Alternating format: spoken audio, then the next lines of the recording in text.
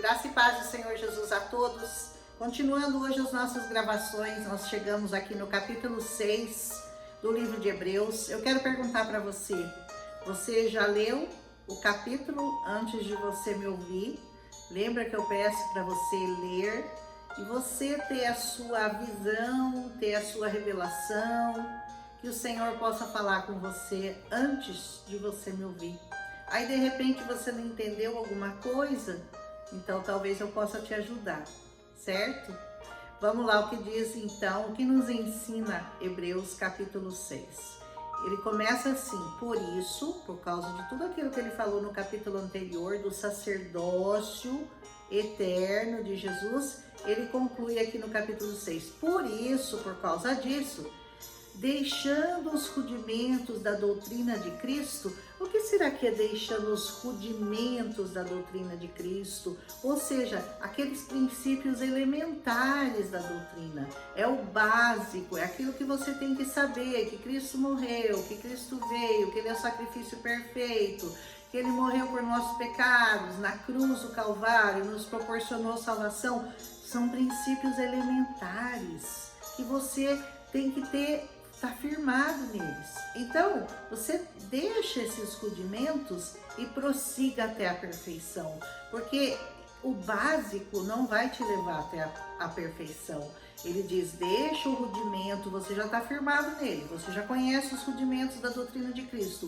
Então agora prossiga para a perfeição. Não tentando lançar de novo um novo fundamento de arrependimento de obras mortas e de fé em Deus. Não tem mais nada para você lançar, não tem mais nada para você fazer além daquilo que já está predestinado, que já está escrito, que já está declarado, que já está demonstrado com milagres, com sinais, com maravilhas, obra completa, já está tudo pronto. Por que Paulo se preocupava tanto em falar isso aos hebreus? Lembra que ele está escrevendo essa carta para os judeus, para os hebreus? E para os hebreus, veja que era muito difícil deixar o Velho Testamento, deixar as leis judaicas e se apegar única e exclusivamente ao Senhor Jesus e à doutrina cristã. Eles sempre queriam trazer alguma coisa da lei, trazer alguma coisa dos rudimentos lá do judaísmo para o cristianismo. E Paulo está dizendo que não precisava colocar mais nada, que não precisava acrescentar mais nada, que a obra estava completa, estava perfeita. Então ele fala assim, prossiga para a perfeição, não tentando lançar um novo fundamento de arrependimento, de obras mortas e de fé em Deus, e da doutrina dos batismos, e da imposição de mãos, e da ressurreição dos mortos, e do juízo eterno. Não, ele fala, deixa isso. Isso nós faremos o quê? O batismo, a imposição de mãos, se Deus o permitir. E ele estava, lembre-se sempre, ele está escrevendo para os judeus. E os judeus faziam tudo isso e estava difícil para eles se desligarem da velha lei e começarem a olhar com outros olhos esse evangelho, esse novo evangelho. Tudo para eles era muito novo e era muito difícil de ser entendido. Por isso Paulo, ele sempre volta nesse assunto, ele sempre rebate tudo aquilo que foi falado e ele vai repetir. Você vai perceber que Paulo repete muito as coisas. Por quê? Porque ele estava preocupado que eles não ficassem voltando àqueles rudimentos, voltando à lei, voltando ao judaísmo. Isso era importante. Ele diz porque é impossível, veja bem, ele diz, é impossível. Aqueles que já uma vez foram iluminados pela doutrina cristã e provaram do dom celestial e se fizeram participantes do Espírito Santo e provaram a boa palavra de Deus e as virtudes do século futuro e recaíram, sejam outra vez renovados para o arrependimento, pois assim quanto a eles, de novo, eles crucificam o Filho de Deus e o expõem à vergonha, ao vitupério. Porque a terra, ele diz, embebe a chuva que muitas vezes cai sobre ela e produz uma erva proveitosa para aqueles por quem ela é lavrada, recebe a bênção de Deus. Mas aquela que recebe a mesma chuva e produz espinhos e abrolhos, essa é reprovada. Esperto está da maldição, o seu fim é ser queimada. O que Paulo está dizendo aqui para nós? Ele está dizendo que para você que já recebeu esse evangelho, que já recebeu a Cristo como Senhor e Salvador, que já entendeu a obra da salvação, que você, se você cair, se você recair, se você se desviar e se você voltar para os seus caminhos, não há muito mais o que fazer por você. Você entende que a posição de um crente caído é mais severa, é mais complicada, é mais dura do que aquele que nunca conheceu o Senhor? Você consegue entender isso, a gravidade do que Paulo está falando? Porque as pessoas, elas acham que é oba-oba, né? Eu estava seguindo, aí de repente eu cansei, sabe? Cansei de ir à igreja, cansei de adorar o Senhor, cansei de ter que pagar dízimo, de seguir regra, aí eu voltei para o mundo mesmo. E você acha que está tudo bem, e você acha que está tudo certo. A hora que eu senti no meu coração, o seu coração é enganoso, irmão. A hora que eu senti no meu coração, eu vou voltar para a igreja, eu vou voltar a servir ao Senhor. Talvez não dê mais tempo para você, porque Cristo não vai morrer de novo por você, irmão. E o que você fez quando você abandonou a doutrina de Cristo? Você agora, para ser salvo, precisa que Cristo morra de novo por você, o que não vai acontecer, porque o Senhor morreu uma única vez. Eu prefiro achar, porque eu já vi muitas pessoas que entraram, que saíram da igreja, que estavam bem, de repente estavam mal, estavam servindo ao Senhor com alegria, de repente estão no mundo de novo, na roda dos escarnecedores, bebendo de novo, fumando de novo, se prostituindo de novo, adulterando de novo. E eu fico pensando, Senhor, que é o fim deles?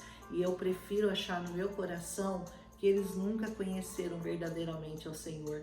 Então talvez eles ainda vão ter o primeiro encontro real com o Senhor, porque eu acho muito difícil que a pessoa que teve um encontro real com o Senhor, deixá-lo, por qualquer motivo, por qualquer circunstância. As pessoas que verdadeiramente conheceram essa palavra, se renderam a ela, não há nada que consiga separá-los dessa palavra.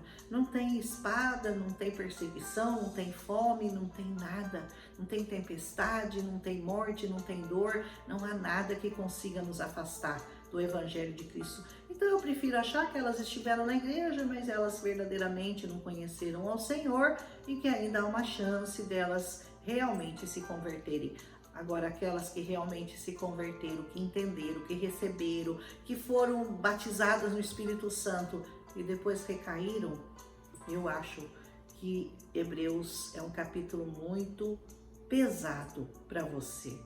Se você puder entender isso que Paulo está falando. Ele diz assim, ele compara isso com a terra boa, né? Com a terra boa e com a terra ruim. Ela falou, as duas receberam a chuva, as duas tiveram a mesma oportunidade, só que uma foi aprovada, produziu frutos bons, e a outra foi reprovada, produziu espinhos e abrolhos. Então, o fim da que recebeu a mesma chuva e não produziu bons frutos, o fim dela é ser queimado. Que essa não seja a sua situação, meu irmão, em nome de Jesus. Mas de vós, ele continua aqui no versículo 9, mas de vós, ó amados, nós esperamos coisas melhores. Ó, Deus espera coisa melhor de você do que essa coisinha pouca que você tem dado para ele, hein? E coisas que acompanham a salvação, ainda que assim falamos. Então, o que Deus espera de você a partir do momento que você aceitou Jesus, a partir do momento que a porta se abriu e você recebeu o Espírito Santo e você recebeu Jesus como Senhor e Salvador da sua vida, Deus espera coisas melhores de você. Então, tenta não ser reprovado, tenta ser um obreiro aprovado, que verdadeiramente se apega a essa palavra, que busca, prossiga para a perfeição em Cristo Jesus. porque Deus não é injusto, versículo 10, para se esquecer da vossa obra. Deus não vai esquecer nada do que você fez por Ele, nada do que você pregou o evangelho um dia, que você louvou na igreja, que você ajudou na igreja, Ele não vai esquecer nada. E do trabalho do amor, e para com o seu nome você mostrou. Deus não vai esquecer do amor que você demonstrou ao nome de Cristo, enquanto servistes aos santos, e ainda você serve, e ainda servis, diz essa palavra. Deus não vai esquecer de nenhuma das suas obras, aleluia, mas desejamos que cada um de vós mostre o mesmo cuidado, sabe até quando? Até o fim. Então não pode parar no meio do caminho, não pode cair, não pode retroceder, não pode estacionar, tem que seguir até o fim, para a completa certeza da esperança. Você quer ter certeza da esperança da vida eterna? Então não pare, não retroceda, que nada te impeça de seguir ao Senhor até o final, para que vos não façais negligentes, não seja negligente com a palavra de Deus, mas vocês sejam imitadores daqueles que pela fé e pela paciência herdam as promessas. Todos os nossos grandes profetas do passado chegaram e alcançaram a promessa por causa da sua fé e da sua perseverança. Fé e perseverança são palavras que têm que caminhar juntas. Aleluia! Porque quando Deus fez a promessa a Abrão, como ele não tinha nenhum outro maior por quem jurasse, ele jurou por ele mesmo. Não havia ninguém maior para Deus jurar. Então ele jurou por ele mesmo, dizendo: certamente abençoando te abençoarei, e multiplicando eu te multiplicarei. E como ele multiplicou a geração de Abraão, né? Hoje o mundo inteiro, todos aqueles que seguiram ao Senhor Jesus são partes da geração de Abraão. Não ficaria restrito só aos hebreus, como eles podiam imaginar. Não que eles não tenham a promessa, porque a promessa é deles, tá? Que ninguém tire isso deles. A promessa é deles. Mas pela graça, pela misericórdia, todos nós fomos alcançados, porque essa era a promessa, né? E faria a partir de Abraão, muitas nações seriam alcançadas. E assim, esperando com paciência, alcançou a promessa. Com certeza ele alcançou, porque os homens certamente juram por alguém superior a eles, e o juramento para confirmação é para eles o fim de toda a contenda.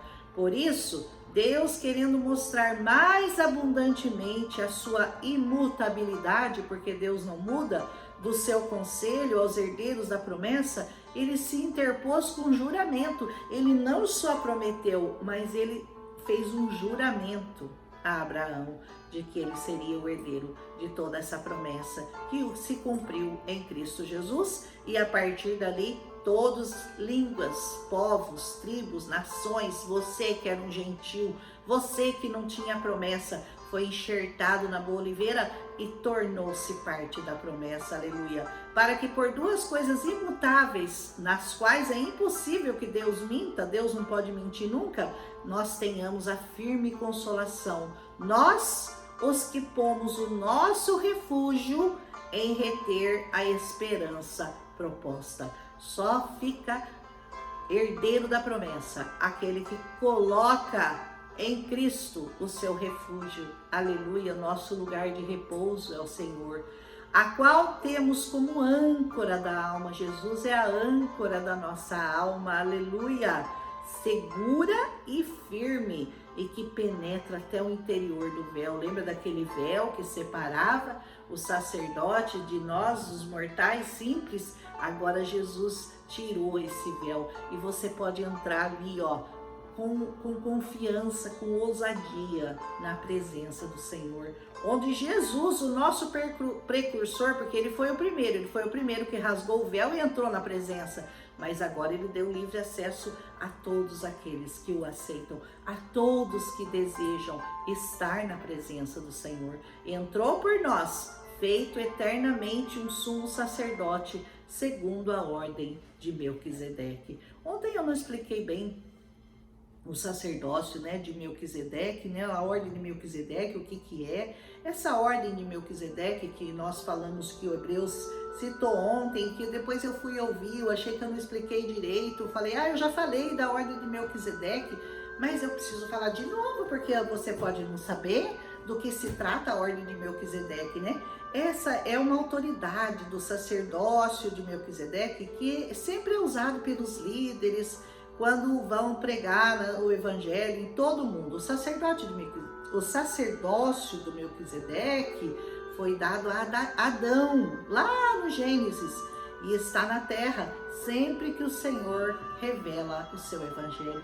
Toda vez que o evangelho na terra é revelado, ele trata do sacerdócio de Melquisedeque. A expressão segunda ordem de Melquisedeque significa que o sacerdócio de Jesus é igual, é do mesmo tipo, ou seja, é parecido com o sacerdócio de Melquisedeque. Mas é muito superior, nós sabemos, né? Mas é uma base, é a base de toda pregação desse evangelho. Leia mais sobre o sacerdócio de Melquisedeque, se você estiver interessado em conhecer mais detalhes. Ele é citado em Salmos, ele é citado várias vezes na Bíblia, o sacerdócio de Melquisedeque. Aleluia! Um abraço em Cristo Jesus. Se você gostou desse capítulo de Hebreus, deixa seu like, compartilha com as pessoas que você ama. Deixa o seu like, não custa nada, aperta ela, faz pim, pronto, já deu o seu like. Você gostou, você entendeu, você acompanhou o meu estudo e assim a gente prossegue. Amanhã nós vamos ver Hebreus capítulo 7. Olha, até Hebreus já está terminando. Daqui a pouco os próximos livros são bem curtos, 1 capítulo, 3 capítulos, 5 capítulos, e logo nós vamos estar terminando toda essa maravilhosa palavra de Deus. Eu estou gostando muito de fazer esse trabalho. Sinceramente, eu tenho aprendido muito com o Senhor. Eu espero que você esteja aprendendo também. Eu gostei desse formato aqui. Eu arrumei um cantinho aqui na minha casa, que eu acho que eu vou gravar sempre aqui. O que vocês acharam? Pode deixar a sua opinião, seu like. E amanhã nós continuamos com Hebreus capítulo 7. Um abraço em Cristo Jesus.